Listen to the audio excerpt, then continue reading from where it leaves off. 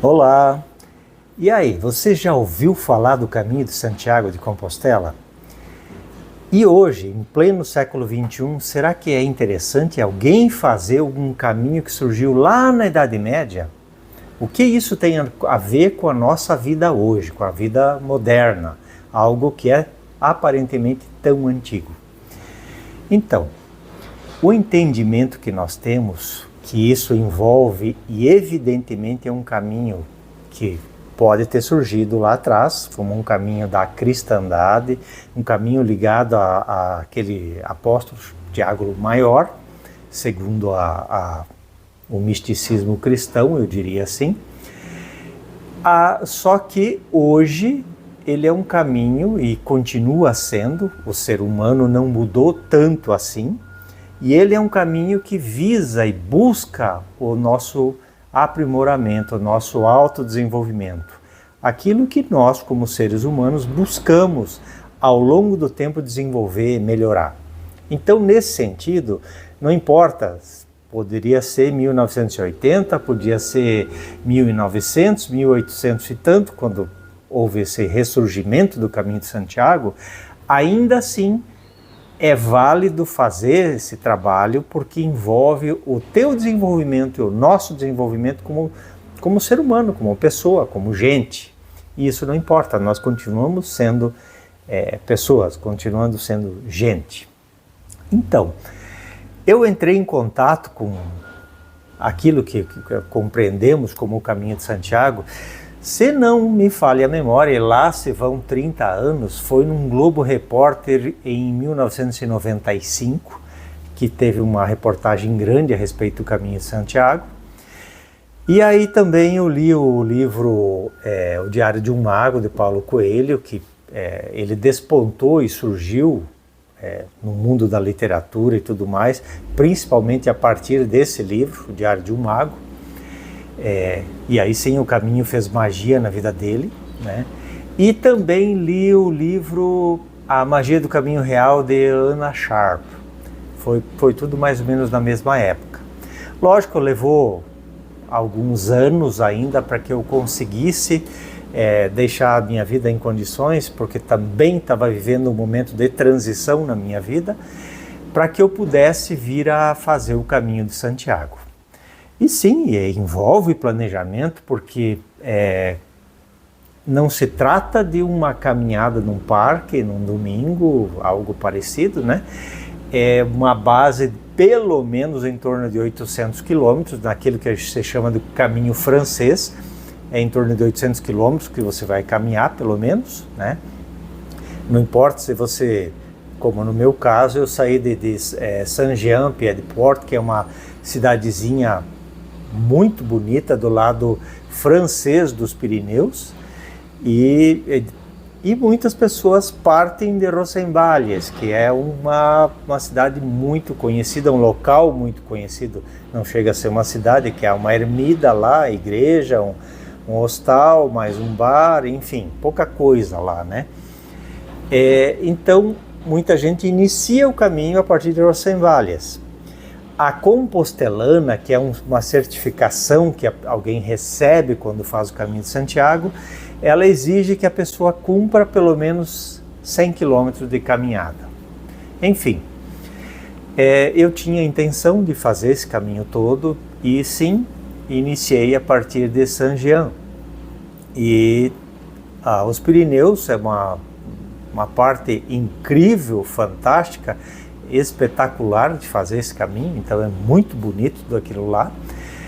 Foi o primeiro contato na vida que eu tive com neve, porque eu fui num dos períodos do ano, eu fui no mês de maio, um período que tinha um restinho de inverno ainda, e aí a gente acabou pegando neve na travessia dos Pirineus, mas foi algo fantástico, muito, muito incrível. Mesmo que não estava preparado com roupa e tudo mais adequada para aquele clima, mas ainda assim deu tudo muito certo, né? Acho que aí Santiago também auxilia nisso. Enfim, então aí para fazer esse caminho, ao longo do caminho, existem as paradas, existem guias, hoje com facilidade que a gente tem de internet e tudo mais, você pode baixar um guia no próprio celular e tal. Na época que eu fiz, não tinha essas facilidades, então era um guia físico, um guia com mapa ali, e estava colocando os trechos, os trajetos que recomendáveis para fazer. Eu preferi, sempre que possível, dar preferência para ficar nas pequenas cidades, nos pequenos albergues. É algo mais íntimo, mais silencioso, mais calmo, para que você possa fazer um processo muito maior de interiorização, um processo muito mais de olhar para dentro, além do olhar para fora, né? E sim, o objetivo é chegar a Santiago de Compostela, porém, a gente precisa aproveitar o caminho. Em qualquer coisa que a gente vai fazer pela vida, esse entendimento a gente precisa ter. E aí vem pelo menos para mim, foi uma das grandes sacadas do caminho, que ele se assemelha muito, eu costumo dizer, ou brincar a respeito, que você faz uma trajetória de vida resumidas em 30 dias. Por quê? Porque, veja bem, você passa por lugares incríveis, incrivelmente bonitos, e outros muito difíceis. Alguns muito chatos, como nós temos o nosso dia a dia. Por mais que você seja uma pessoa bem orientada, bem estabelecida, bem tranquila, ainda assim você vai passar por todas essas situações no seu dia a dia. É natural você passar por tudo isso. Então você experiencia tudo isso de uma forma sintetizada ali em 30 dias, que é mais ou menos o tempo que uma pessoa razoavelmente, com uma condição física razoável, consegue fazer esse caminho. Eu estou fazendo esse vídeo porque me perguntaram dias atrás, porque eu lancei um relato a respeito do Caminho de Santiago num e-book aí que vai estar colocado abaixo. Não é que você tenha que adquiri-lo, não é isso, mas assim, estou falando justamente por conta daquelas pessoas que me perguntaram a partir das leituras que fizeram. Enfim, eu iniciei esse caminho lá em San Jean e fui terminar em Santiago. Eu fiz até de forma rápida, acabei fazendo esse percurso todo e evidentemente eu andei bem mais do que os 870 e poucos quilômetros, que tem uma placa que está lá nos Pirineus que coloca a distância até Santiago. Por quê? Cada cidade que você chega, e aí rapidamente isso tem a ver com o nosso dia a dia, com a nossa vida, você entra numa rotina, você aprende uma rotina, porque você é o seu burro de carga lá. Toda a sua vida vai na sua mochila, é aquilo que você consegue carregar. Portanto, é outra coisa que a gente aprende e tem a ver com a vida, o dia a dia. Quantas coisas inúteis nós ficamos carregando no nosso dia a dia. Quanto peso desnecessário a gente leva. E esse peso não só coisas físicas. Porque, evidentemente, ao longo desse percurso todo, você vai depurando, vai limpando, você vai deixando coisas que você não precisa mais carregar na sua vida ao longo desse caminho. Então, é um processo de depuração, de limpeza, algo que você vai fazer nesse percurso todo. Então, talvez você economize boas horas de terapia, inclusive, ao fazer algo assim. Evidentemente que tem períodos do ano que são mais interessantes fazer. Se você vai na época do verão europeu, que pega fim de junho, aí julho, que coincide inclusive com as férias na Europa, e mais o começo de agosto, é bastante quente, faz bastante calor. Dependendo da região lá, você vai sofrer muito com o calor. E além disso, os albergues vão estar lotados porque coincide com as férias do europeu, então vai ter muita gente fazendo o caminho. Então as épocas mais adequadas, principalmente para nós que somos aqui do sul, Seria aí o mês findou o inverno, então parte da primavera, então pega o mês de fim de abril a maio, nesse período aí, ou lá para primavera, o período a nossa primavera aqui, né? Seria o mês de setembro, mais ou menos. Então, para quem faz como eu fiz nesse período aí, próximo a maio, você vai pegar assim todas as árvores brotando, então o verde surgindo, as parreiras, principalmente em Burgos, você vai ver muitos parreirais, né? Ela está brotando também, estão surgindo os primeiros cachinhos da uva, as primeiras videiras ali. E também mais na Castilha vai ter os trigais, e aí aquelas papoulas, que é uma florzinha silvestre comum que tinha lá, muito bonita no meio dos trigais. Já para quem vai lá por setembro, já é a época da vindima, é a colheita da uva e várias outras coisas, né, que vão estar sendo colhidas nesse período. Tanto é que muitos que fazem o Caminho de Santiago nessa época vão participar em muitos locais de fazer a colheita também da uva. Comigo aconteceu de estar em alguns lugares, e isso é bem interessante, diferente de nós brasileiros. Normalmente no interior, chamado interior, tirando os pequenos vilarejos e cidades maiores, não existem casas, são vazios. Então você vai andar 5, 6 quilômetros e tal, não tem habitação nenhuma, nada. Então as pessoas geralmente residem nessas pequenas vilas e vão trabalhar no campo e ao fim do dia retornam. Então às vezes você é convidado a participar do almoço de alguém que está trabalhando no campo lá. E é coisa muito simples, é um pão caseiro, queijo, vinho, algo muito simples, né? Mas é algo que faz parte do caminho, inclusive. E outro aspecto fundamental que acontece com todos que fazem o caminho, você faz muitos amigos, e amigos de um monte de países diferentes, pessoas que talvez de outra forma você não conheceria. Então, evidentemente, talvez o maior grupo lá é composto por espanhóis, né? O grupo de brasileiros geralmente é bastante grande, tem muitos brasileiros fazendo o Caminho de Santiago, né? E aí sim, vai encontrar suíços, alemães, franceses, ingleses. Encontrei até um israelense, o Ron, e até coreanos fazendo o Caminho de Santiago, né? Então, assim, é uma miscelânea de pessoas e é muito legal esse contato, essa mistura de culturas, né?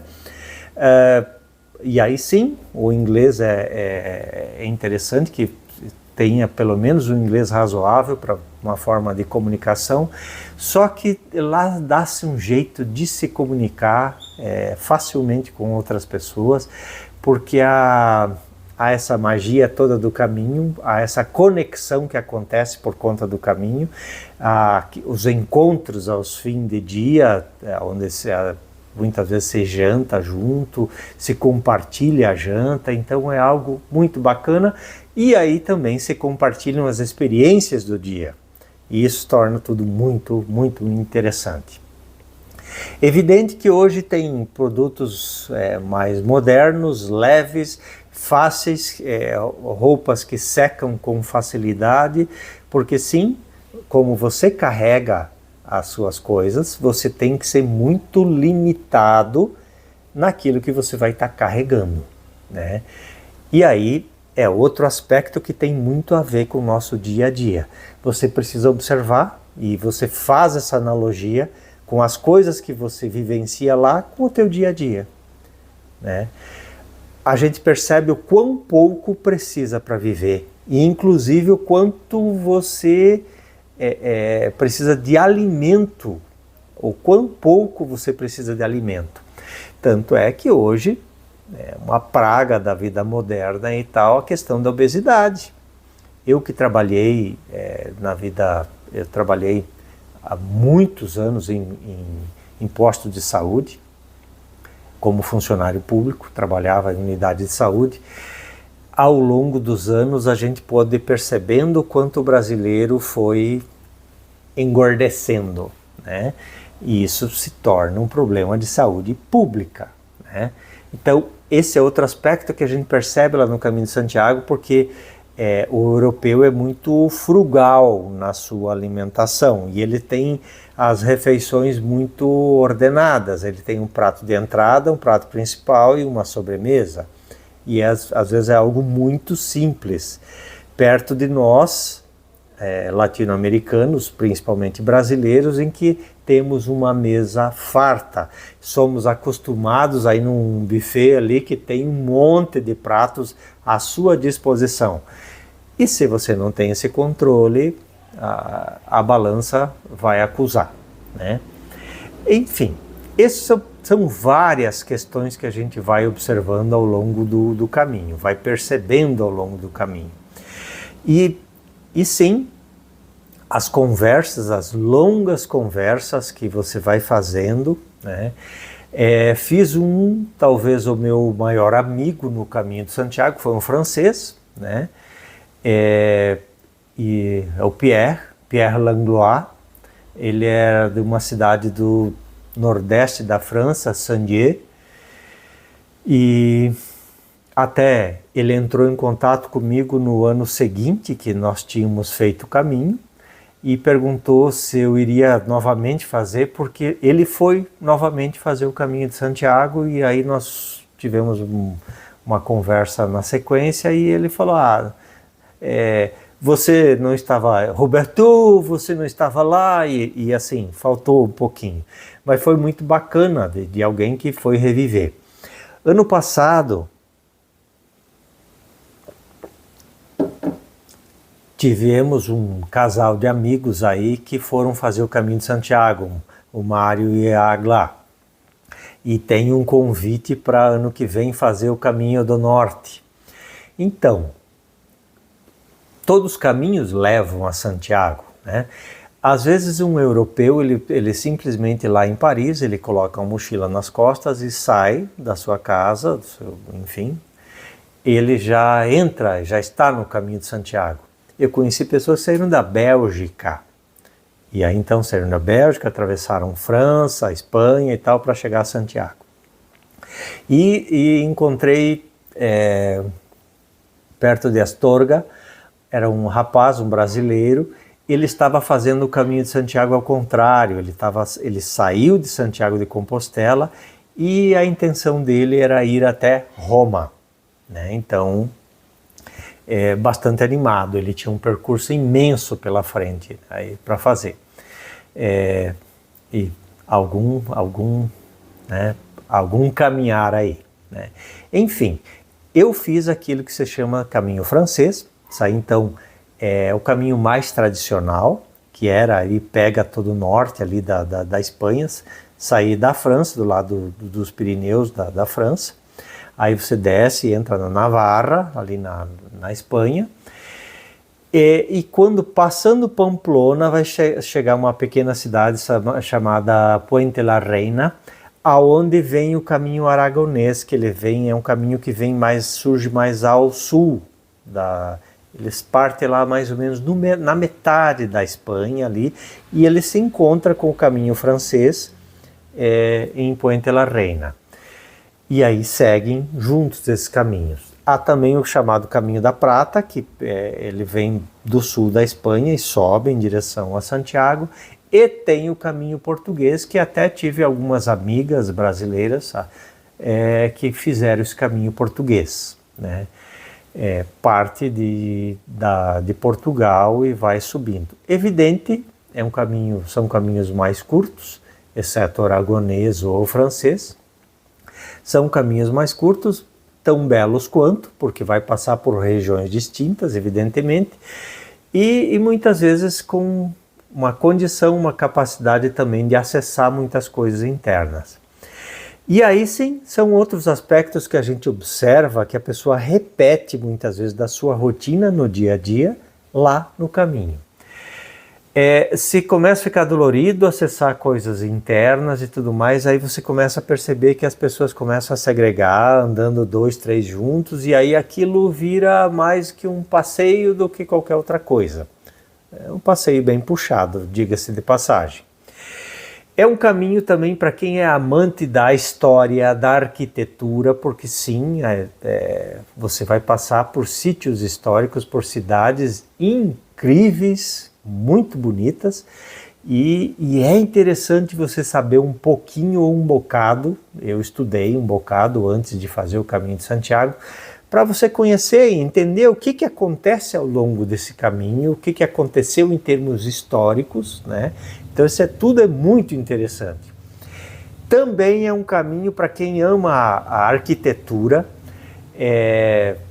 e minha filha faz arquitetura, ela provavelmente também amaria fazer o Caminho de Santiago no sentido de ver todas as vertentes de arquitetura, e aí sim, principalmente já mais na metade em diante, porque na província basca, lá você não vai, tem a arquitetura própria da província basca. Depois você vai ver construções inclusive de adobe, mais naturalistas, vamos dizer assim, mais a região de Burgos, né? E mais já para o oeste ali você vai encontrar uma arquitetura sarracena, uma arquitetura que remete ainda à cultura moura, o que é também bem marcado na Espanha, né? Então tudo isso você vai encontrando ao longo do caminho. Eu pelo menos tive uma sensação quando você vai chegando na Galícia, porque lá aí você vai ver alguns lugares com bosques de eucalipto e tudo mais, dá uma sensação em alguns lugares que você está aqui na região onde eu moro, aqui no oeste paranaense, né? Então lembra alguns aspectos daqui. E sim, também na Galícia eles têm, trabalham muito com a parte de vacas, aquelas leiteiras que trabalham com esse aspecto, com esse foco. Então você vai também encontrar coisas que aqui a gente encontra, né? Então, mesmo que eles tenham lá gado suíço, outros animais assim, além do holandês que a gente principalmente vê aqui, lá também tem, né? Mas tem outras raças de animais leiteiros, né? Então assim, tem muitas coisas e muitas sacadas, muitas coisas que a gente compreende ao longo do caminho. Por isso, sim, o objetivo é chegar em Santiago de Compostela, mas você precisa aproveitar tudo aquilo que o caminho te traz, tudo aquilo que te conduz, tudo aquilo que te traz como ensinamento. Depois que chega a Santiago de Compostela, tem muitas pessoas que ainda dão uma esticadinha até a chamada Finisterre, que seria onde a terra termina ali, porque é um promontório que tem ali na Galícia, que principalmente antes da época das grandes navegações era o fim da terra, né? Aonde chegava ao final do continente europeu, por isso é Finisterre. E aí tradicionalmente muitos queimam lá uma camiseta, alguma coisa que usou durante o Caminho de Santiago, como se fosse um ritual, né? Eu acabei, depois que fiz o Caminho de Santiago, eu retornei para Madrid de trem, aí fiz porque eu tinha ido até Pamplona, quando eu fiz esse caminho no inicial, eu fiz de avião, né? Então também pode ir de trem a partir da estação Chamartin em Madrid, você pode fazer tudo isso, esse percurso aí de trem. Diferente, né? Já são experiências diferentes, tudo são experiências que você vai tendo ao longo disso. E sim, a partir do momento que você já começa a treinar aqui, que você já começa a fazer, a montar a sua mochila, as suas questões, aquilo que você vai precisar ao longo do caminho, esse caminho já está acontecendo, você já está fazendo esse caminho, você já está nesse caminho de vida. Então, eu diria que tantos anos passados, para mim esse caminho não terminou, né? O que é chegar a esse Santiago de Compostela, né? Agora me arrepiei porque me conecta inclusive com a emoção disso. O que é você chegar a essa Compostela? O que Compostela simboliza e significa na tua vida? Isso é fundamental que a gente compreenda. Então, se você se sentir interessado em além de fazer o caminho de Santiago, de olhar um pouquinho mais, essa aqui é uma pequena troca que estou fazendo aqui, no sentido de trazer, por conta de alguém que perguntou, Roberto, fala alguma coisa a respeito do caminho de Santiago e tal. E ok. Ao longo do tempo eu fiz algumas palestras, algumas falas em alguns locais onde fui chamado para fazer a respeito do caminho, né? Mas se você se sentir, acha bacana, eu tenho aí à disposição o link para olhar as minhas experiências de uma forma um pouquinho mais profunda. Lá tem uma série de fotografias também feitas ao longo do percurso, né? E hoje tem tanta informação na internet, né? Mas assim, é bem bacana, né? Se você gostou, curta, compartilha, me siga, tá bom? Um grande abraço e fiquem todos muito bem e sigam em frente.